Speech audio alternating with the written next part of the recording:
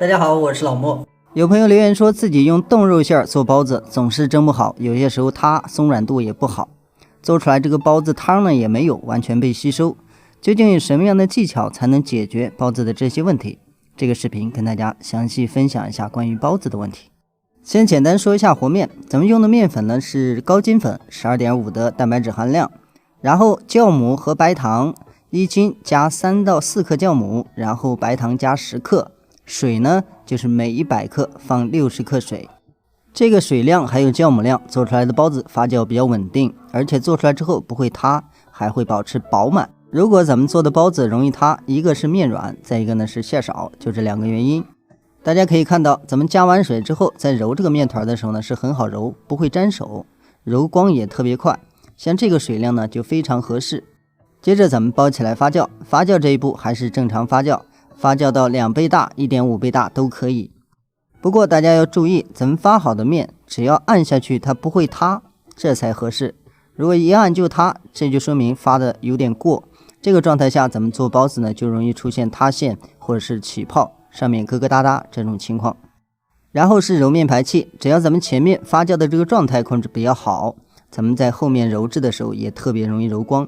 如果說麵團一旦發過，咱們在揉麵排器需要更大的力，如果力不夠，咱們越揉越裂，它表面怎樣揉都不光，這就是主要原因。大家可以看一下，咱們前後大概揉了有20幾秒，表面都開始變光了。所以咱們麵團總是揉不光，就要考慮麵粉的筋性是不是過高，再一個呢就是咱們發沒發過。把麵揉緊實以後，咱們再直接搓成條。下這個大包子的劑子呢基本上在20克左右都可以。下好的劑子直接像這樣拍扁。咱們用凍肉餡來做的話，咱們做好之後的劑子稍微停個5-6分鐘，然後再來擀皮兒，讓它在外面先發一下，咱們後期發酵的時間就會短，而且咱們做的時候也能保證它的狀態比較好。大家可以看，這是咱們那天直播的時候拌的肉餡，已經凍了2-3天了。這時候它的狀態呢就是特別冰，咱們放進去之後呢，隔着面都能感受到這個涼度。這時候咱們包的時候，很多朋友都以為它會降低發酵的速度，其實影響的並不大。只要咱們在包餡之前提前用刀給它砍一下，捏一捏，只要肉餡沒有塊狀，咱們好包，這樣的狀態就可以。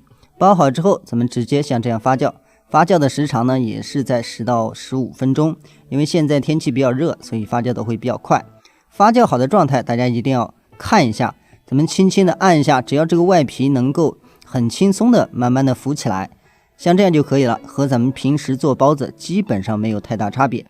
這樣咱們直接開水上鍋蒸17到18分鐘就可以了。大家可以看咱們蒸好的包子呢，形狀也會比較好，而且還不會沒褶，也不會塌陷。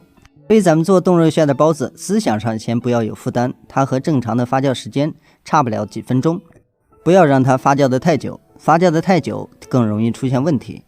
大家可以看一下咱們那天拌的這個餡兒，它裡面的湯汁呢還是比較豐盈的。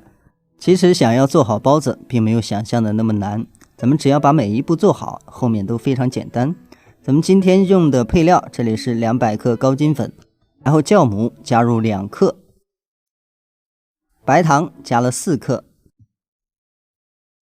溫水準備120克。